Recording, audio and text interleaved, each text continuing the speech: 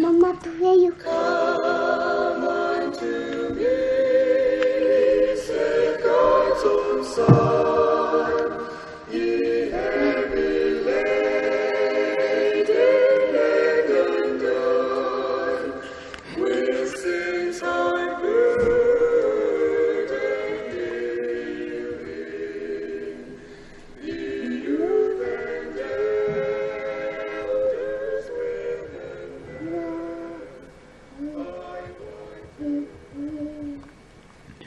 Saludos, esta es una traducción al español de un mensaje o sermón predicado por el hermano pastor David Killing el 5 de julio de 2020. El mensaje se llama La voluntad. Oramos y esperamos que el mensaje sea de bendición para tu vida. He aquí el mensaje ya traducido. Muy bien. Nuevamente extiendo los saludos en el precioso nombre de nuestro Señor Jesucristo. Vamos al Señor en oración. Padre nuestro, venimos ante ti esta mañana. Gracias otra vez por tu misericordia y tu bondad. Pedimos nuevamente tu bendición, Señor, que nos des la llenura de tu Espíritu, que nos des de tu sabiduría, que nos ayudes al abrir tu palabra, Señor, a escucharte y escuchar tu voz, a verte. Y nuevamente gracias por todo, Señor. Danos de tu Espíritu, ayúdanos a ser más como tú, Señor, a verte con claridad. Gracias. En el nombre de Jesús. Amén. Muy bien. Vamos a abrir nuestras Biblias en Hebreos capítulo 9. Hebreos capítulo 9. Para leer allí.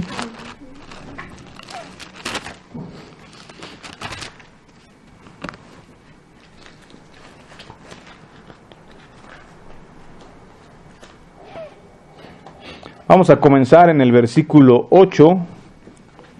Versículo 8 de Hebreos capítulo 9, dice así el versículo 8 en adelante de Hebreos capítulo 9, dice: dando el Espíritu Santo a entender con esto, que aún no se había manifestado el camino al lugar santísimo, entre tanto que la primera parte del tabernáculo estuviese en pie, lo cual es símbolo para el tiempo presente, según el cual se presentan ofrendas y sacrificios que no pueden hacer perfecto en cuanto a la conciencia al que practica ese culto, ya que consiste solo de comidas y bebidas, de diversas abluciones y ordenanzas acerca de la carne, impuestas hasta el tiempo de reformar las cosas. Pero estando ya presente Cristo, sumo sacerdote de los bienes venideros, por el más amplio y más perfecto tabernáculo, no hecho de manos, es decir, no de esta creación, y no por sangre de machos cabríos ni de becerros, sino por su propia sangre, entró una vez para siempre en el lugar santísimo, habiendo obtenido eterna redención. Porque si la sangre de los toros y de los machos cabríos y las cenizas de la becerra, rociadas a los inmundos, santifican para la purificación de la carne, cuánto más la sangre de Cristo, el cual mediante el Espíritu Eterno se ofreció a sí mismo sin mancha a Dios, limpiará vuestras conciencias de obras muertas para que sirváis al Dios vivo. Así que por eso es mediador de un nuevo pacto, para que interviniendo muerte para la remisión de las transgresiones que había bajo el primer pacto, los llamados reciban la promesa de la herencia eterna. Porque donde hay testamento es necesario que intervenga la muerte del testador. Porque el testamento con la muerte se confirma, pues no es válido entre tanto que el testador vive. De donde ni aun el primer pacto fue instituido sin sangre.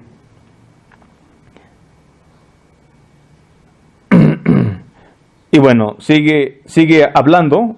Es un pasaje interesante, pero lo que quiero que pensemos por un momento, Primero, vean lo que acabamos de leer, acabamos de escuchar. Dice que está muy claro que la sangre de los toros, de los chivos, no podían limpiar esa conciencia culpable. Y yo creo y observo que uno de los problemas más importantes en el mundo de hoy o en el día de hoy es una conciencia culpable. La gran mayoría de las religiones el día de hoy se inspiran y se fortalecen y se hacen efectivas a través de tratar de apaciguar o de calmar una conciencia culpable. Y la religión siempre ha sido así. Lo que ha tratado de hacer la religión es aplacar la conciencia, apaciguar la conciencia. Y una de las herramientas más destructivas, pero a la vez más poderosas, que el diablo ha utilizado y sigue utilizando, es una conciencia culpable.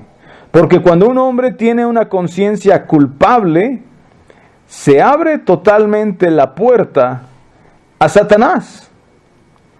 ¿Sí?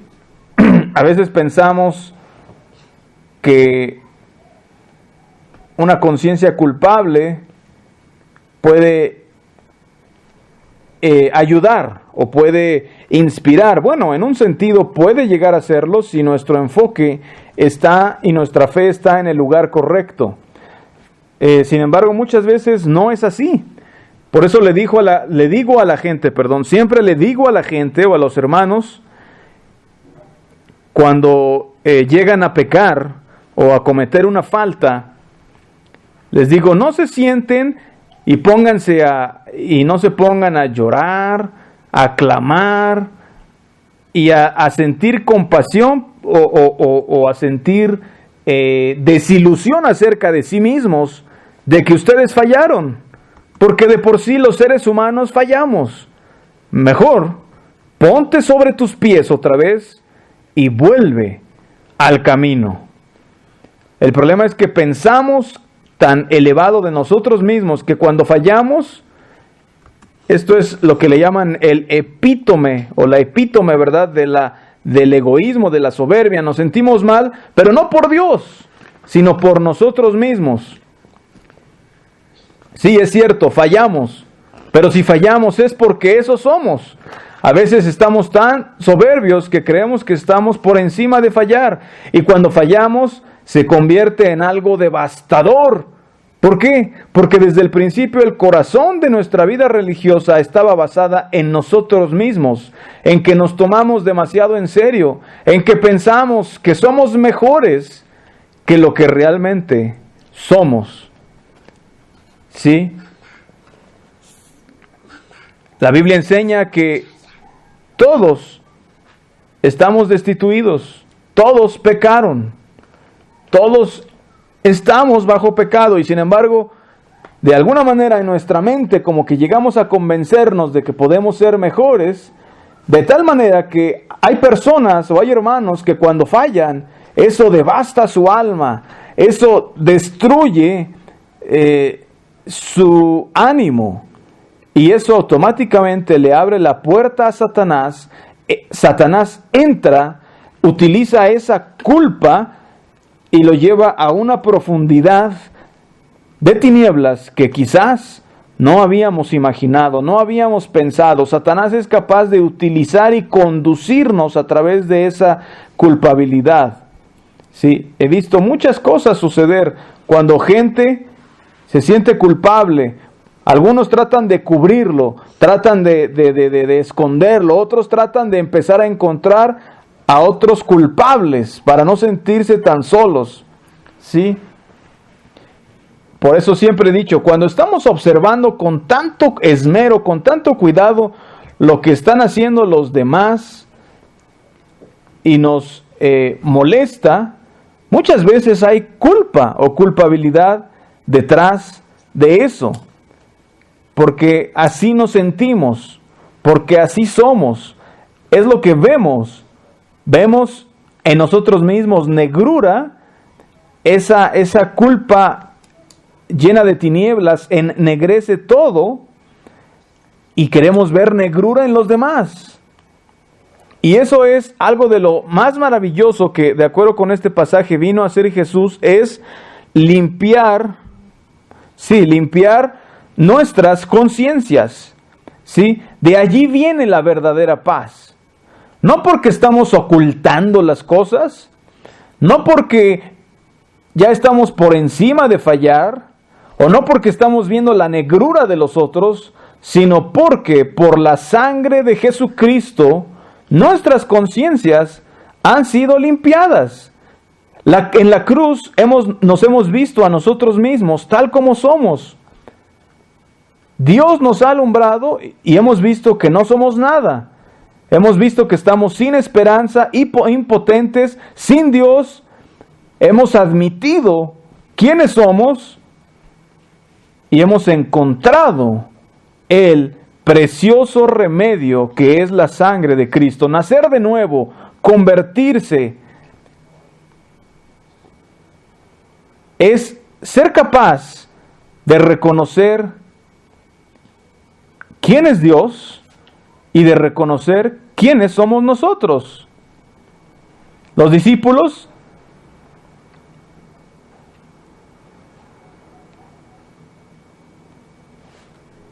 los primeros discípulos, ¿verdad?, no estaban enamorados de una religión o de una nueva manera de pensar. Estaban enamorados, y digo enamorados por así decirlo, ¿verdad? Habían encontrado su amor, su principal motivo de adoración y de estima, no enamorados sentimental, ¿verdad? Pero estaban enamorados en un sentido de Jesús, porque Jesús representa el verdadero significado y la verdadera realidad de quién es Dios, de cómo es Dios, ¿sí? Para la mayoría de las personas, Dios les parece aterrador, y ahí viene parte de la culpa, porque su propia conciencia los condena, les muestra que están mal, y sienten que Dios los va a castigar, sienten que Dios va a ser un tirano, ¿sí? Tienen miedo, y eso impide más el acercarse a Dios. El verdadero tirano no es Dios, sin embargo, es Satanás, que como dice en Tesalonicenses, se sienta en el trono de Dios, en el templo de Dios, que es el cuerpo y el alma del hombre, haciéndose pasar por Dios, y cuando tú fallas, Satanás te da un golpe, un gancho al hígado, te golpea y te dice, fallaste, fallaste, fallaste, fallaste. El problema es, la mayoría de las personas cree que ese es Dios hablándoles y creen que han desilusionado a Dios, creen que Dios está enojado, creen que Dios va a agarrarlos a palos, y eso muchas veces los lleva a una desesperación y los lleva a hacer cosas que no están bien.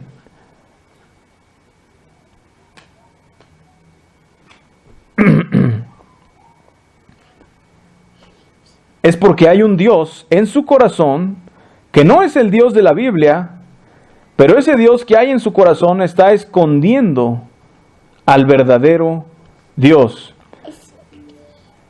Cuando el apóstol Pablo iba por diversos lugares, ¿verdad?, y enseñaba a los hermanos en diferentes iglesias como apóstol, hacía nuevos discípulos y animaba a los discípulos.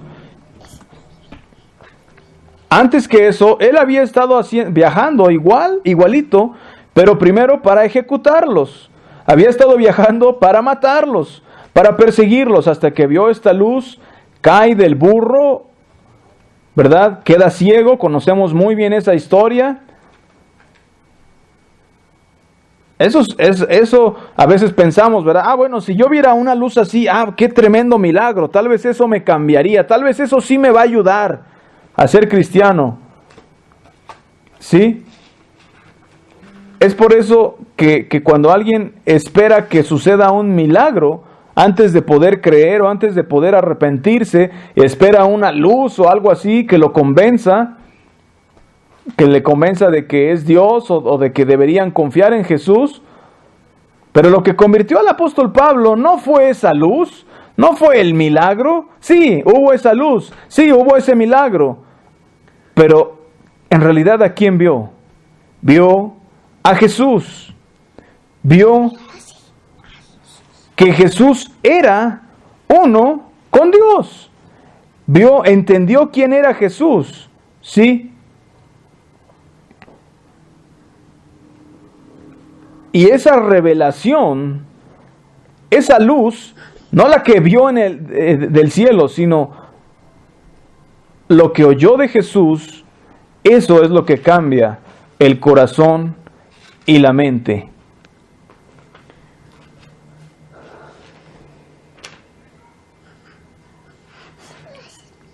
Los que pudieron reconocer a Jesús sabían que había cosas equivocadas en la religión, pero no se quedaron atrapados en tratar de arreglar la religión, sino que alcanzaron ver a Jesús. Escucharon sus palabras, vieron su sabiduría, ¿sí? Pero las palabras que él estaba hablando eran las palabras del Padre, que de por sí habían estado escritas en los corazones y podían echar fuera todos los filtros a través de los cuales habían visto durante toda su vida. Podían hacer a un lado esos filtros y podían ver en este hombre Jesús una revelación de Dios. Los primeros cristianos no encontraron una iglesia o una religión. Ellos habían encontrado a Cristo, que es la manifestación de Dios desde el cielo, haciéndose carne. ¿Sí? Él lo ha dado a conocer, como dice en Juan, ¿verdad? Eso es nacer de nuevo. Nacer de nuevo no solo es hacerse parte de una nueva religión, es poder ver a Dios claramente. Y ese es el mensaje con el que salieron a compartir los primeros discípulos. Tratar de mostrarle a la gente cómo es Dios, quién es Dios, a través de Jesucristo. No solo una nueva religión, no solo una nueva manera de vivir, no solo una mejor manera de vivir. Sí, todo eso es bueno, pero de verdad poder reflejar la persona de Jesús, porque Él es el que revela al Padre. Y esa es la razón principal por la que vino Jesús. ¿Por qué la religión, ni aún la religión judía, por qué no pudo sanar las conciencias de los hombres?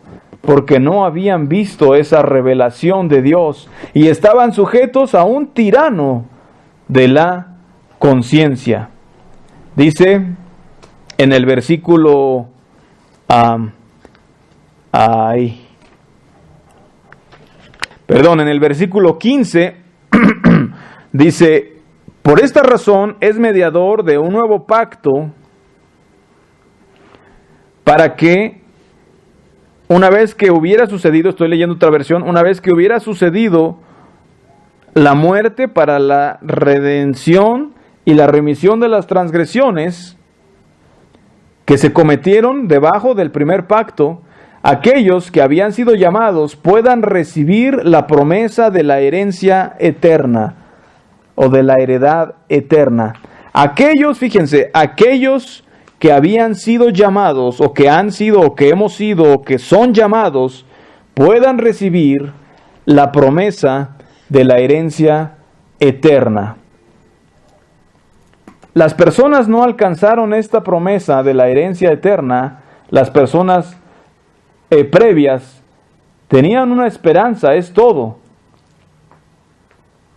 Y lograban mantener su conciencia aplacada o apaciguada a través del ofrecimiento de esos sacrificios que de los que habla aquí, ¿sí? Como para mantener sus conciencias y mantener una esperanza en lo que habría de venir. Cuando habla aquí de pacto, ¿qué pensamos cuando pensamos en la palabra pacto?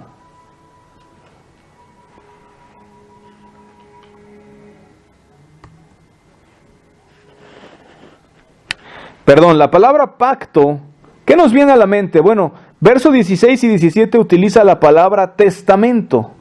En otras versiones dice voluntad, la última voluntad, ¿verdad? El testamento es la última voluntad de una persona que está a punto de fallecer, ¿verdad? Por eso dice, el testamento con la muerte se confirma, pues no es válido entre tanto que el testador vive. Si pensamos en el pacto o en el testamento como es de esa manera, ¿sí? Entonces, lo pensamos como una voluntad simplemente, entonces también entre nosotros podemos hacer un pacto. Podemos hacer un pacto o un testamento sin necesidad de que haya una muerte, ¿sí? El pacto o el testamento con Dios es una voluntad. ¿Qué es una voluntad? Es cuando la gente tiene un deseo, ¿verdad? Tiene una propiedad, por ejemplo, y al morir, o antes de morir, escriben en un papel delante de un notario, escriben y dicen, bueno, cuando yo muera, mi voluntad es que esta otra persona herede esa propiedad o ese terreno o estos bienes. Sí, quiero que esta persona sea mi heredero, quien lo tenga. Sí, y mientras está vivo el testador, solo hay una promesa, no hay todavía nada, no está la propiedad de por medio hasta que muera. Sí, pero existe la seguridad de recibirla. Claro, se supone que el heredero no está deseando la muerte, ¿verdad? Del que lo hereda o no debería, pero sí tiene una anticipación, un deseo de recibir esa herencia. Claro, no es tuya, sino hasta que muera esa persona que escribió su testamento, su voluntad y que te lo está heredando, ¿verdad? Esto estamos hablando en un ejemplo terrenal. Entonces, lo importante aquí es que lo que aparezca en el testamento, en esa última voluntad, se hereda, se transmite, se pasa del benefactor al heredero. Entonces, el pacto que Jesús ofrece es esto que dice aquí, ¿verdad? Una redención eterna, o le llama una herencia eterna, la vida eterna. Nadie lo ha alcanzado todavía, ¿verdad? Nadie podemos decir, ya estamos totalmente seguros de la vida eterna. Pero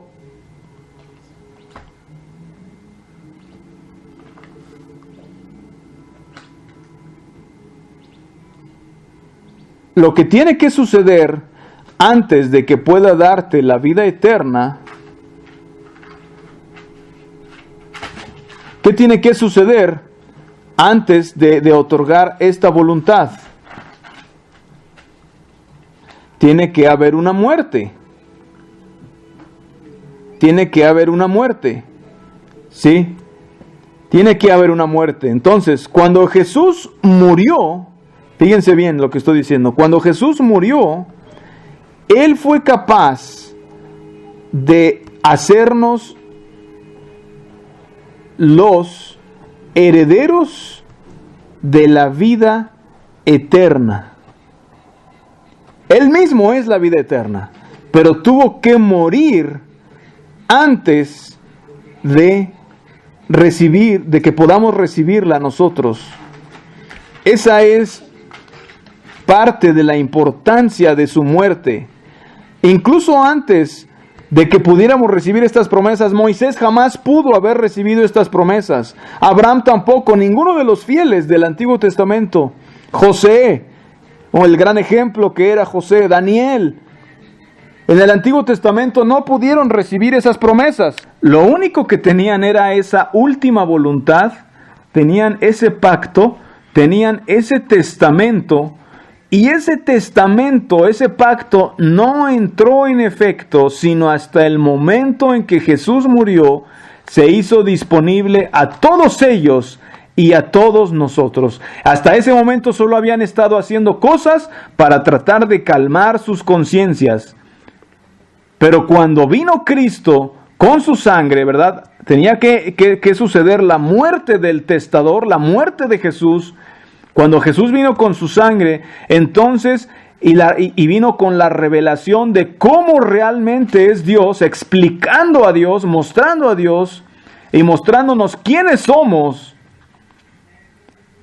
entonces es cuando podemos verdaderamente entregarnos a Él, verdaderamente nacer de nuevo, verdaderamente tener nuestras conciencias no solo tocadas, no solo reformadas, no solo tranquilizadas, no solo apaciguadas, no confiadas en que nos estamos desempeñando de manera perfecta o en que vivimos una vida recta, porque nuevamente el enfoque no está en nosotros. El enfoque no está en seguir y a tratar de apaciguar a ese tirano que es la conciencia que se quiere sentar en el trono de Dios haciéndose pasar por Dios, sino que cuando lo vemos como realmente es, vemos a Dios como realmente es, no como un tirano, sino como alguien que nos ama lo suficiente como para ofrecer misericordia, como alguien que ama perdonar. Entonces, esa conciencia puede quedar apaciguada. En la parábola del hijo pródigo, ¿verdad? El más chico es el que se fue, dijo: Padre, dame la parte de la herencia que me corresponde. Se la dio, se fue a un lugar lejano, vivió perdidamente y desperdició la herencia. La desperdició. Prácticamente la perdió. Odiamos el desperdicio. A mí no me gusta desperdiciar comida ni nada. Y creo que a nadie le gusta desperdiciar. Pero él fue y desperdició todo por lo cual su padre había trabajado por tantos años, desperdiciado. Terminó cuidando puercos, alimentándolos, compitiendo con ellos por la comida, deseando comer de eso que comían los puercos. Terminó en desesperación. ¿Y qué fue lo que sucedió entonces? La Biblia dice que él, volviendo en sí, ¿verdad? Volviendo en sí, pensó. ¿Qué pensó?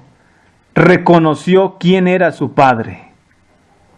Reconoció quién era su padre. Él dijo: mi padre es un buen hombre. Puedo volver a mi padre y pedir que me trate como a un jornalero, porque ya no soy digno de ser su hijo. Y si me hago jornalero, me va a tratar como jornalero. Él es bueno. ¿No tenía miedo de enfrentar a su padre? Si hubiera estado aterrorizado de su padre, nunca hubiera regresado con él. Pero se dio cuenta. Su padre era bueno. Y su padre lo estaba esperando. Su padre no fue persiguiéndolo atrás y arrastrándolo. Ahora te quedas en casa. No, él lo dejó ir. Él le dio todo lo que le necesitaba y lo dejó ir. Lo dejó que se hiciera como uno de los puercos. Lo dejó ir. Pero estando ahí, este joven se da cuenta. Le viene ese rayo de luz. Cuán perdonador y misericordioso y cuán bueno es mi Padre. Y cuán rico y lleno de misericordia.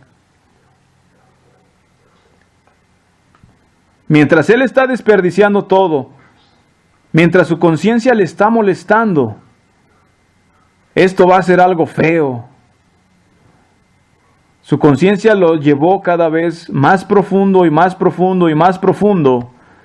Pero cuando entiende quién es su Padre, él vuelve en sí, ve a Dios tal como es, vuelve al Padre, y el Padre estaba esperándolo con los brazos abiertos, arma esta fiesta, ¿verdad?, para él, para darle la bienvenida de vuelta a casa.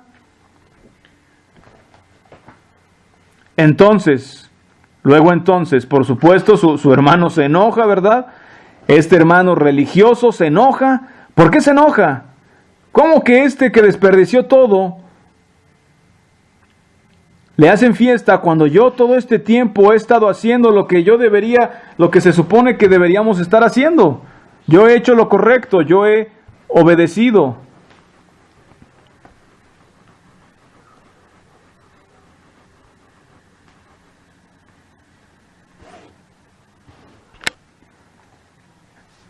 Los judíos y algunas personas dicen, bueno, qué lamentable, ¿verdad?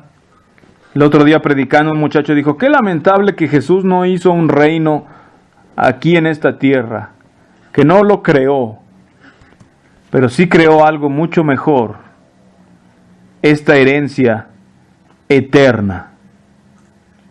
Construyó un reino, pero eterno, espiritual, pero verdadero.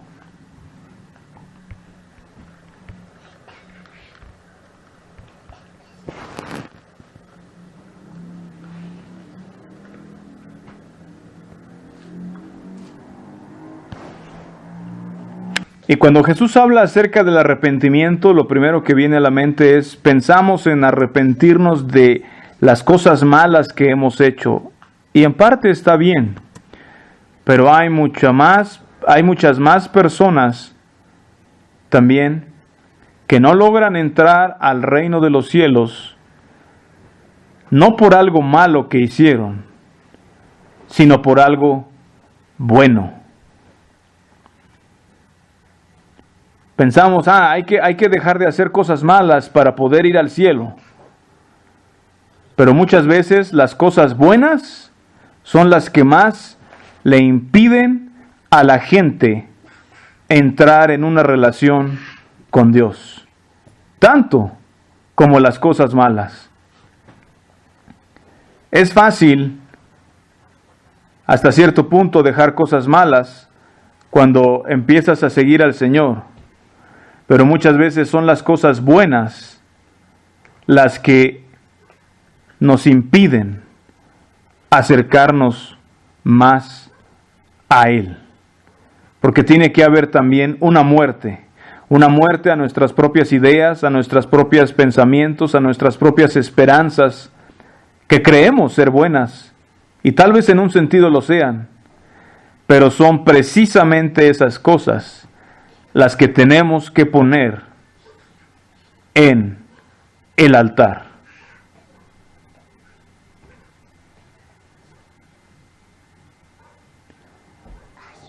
Muchas veces no son las cosas malas las que nos mantienen lejos de Dios. Muchas veces son esas cosas buenas lo que nos mantiene lejos de Dios. Cuando estamos desanimados o desilusionados, ¿verdad? El joven rico vino a Jesús y no había hecho esas cosas malas que muchos otros hemos hecho o han hecho. Pero Jesús le dice, ve, vende lo que tienes, dalo a los pobres y ven y tendrás tesoro en el cielo y sígueme. Él se fue triste y desilusionado porque él seguía aferrado a esas cosas que creyó que le iban a ayudar a servir a Dios. No era un hombre malo, no era un hombre perverso, pero cuando Dios le pide, de hecho cuando Jesús le dice guarda los mandamientos, él dice esto lo he hecho. Cuando le pide que no haga cosas malas, él está muy dispuesto. Sin embargo, cuando le pide que deje las cosas buenas que él consideraba importantes, que él consideraba que necesitaba, que quizás hasta le iban a servir a Dios, ahí se fue triste, se fue desilusionado. He hablado de filtros o de lentes a través de los cuales vemos las cosas, no solo teológicamente, sino en muchos sentidos. Y muchas veces esas cosas buenas son las que tenemos que hacer a un lado antes de poder llegar a Dios. Lo he visto, lo he dicho, le he dicho a la gente, es que necesitas desaprender.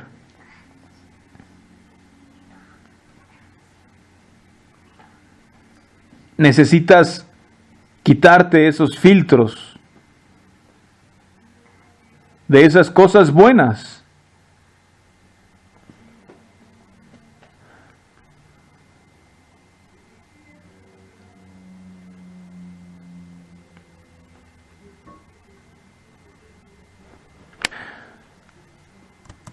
Por eso a veces le he dicho a los hermanos,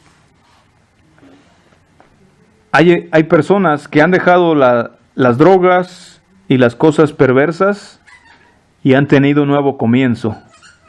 Y hay otras personas que han dejado su religión y han venido aquí. Y sí, quizás han dejado sus reglas, pero muy en el fondo siguen bien agarrados de ellas.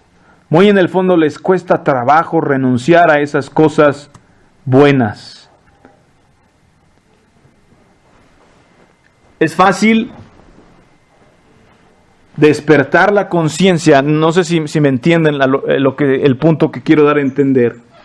Es fácil despertar la conciencia de una persona que realmente ha sido mala y lo sabe.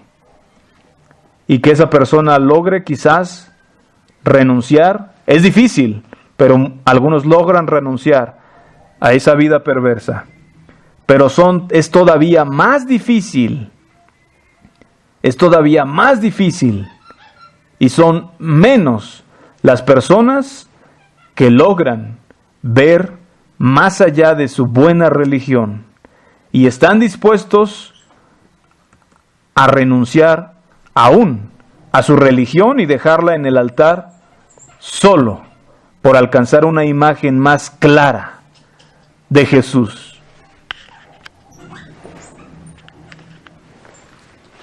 Por alcanzar una imagen más clara de Jesús. En la lección de los jóvenes, termino con esto, se habló de los pobres en espíritu y de los de tierno y limpio corazón.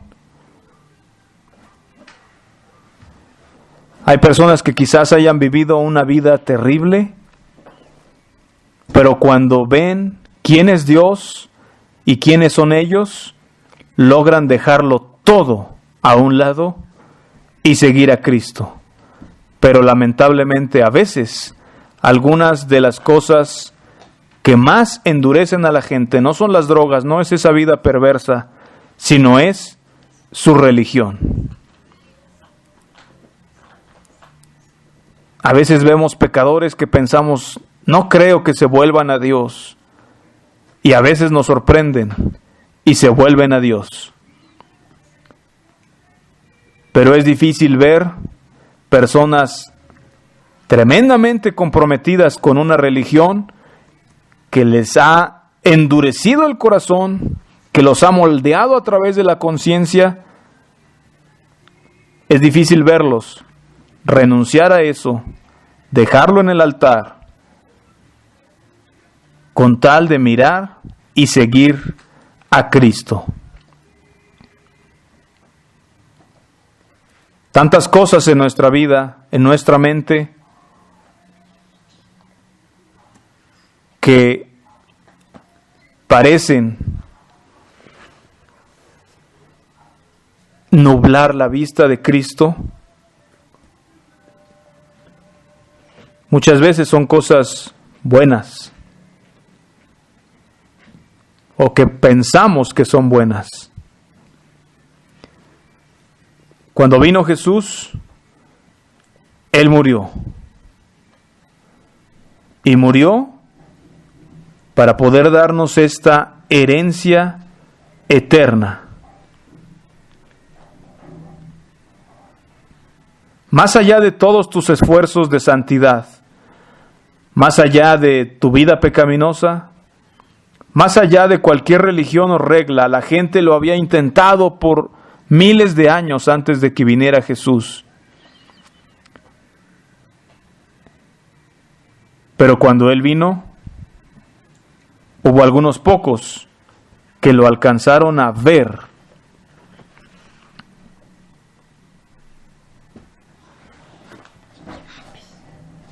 Esa es la idea, ver a Jesús. Que Dios les bendiga y que Dios bendiga su palabra.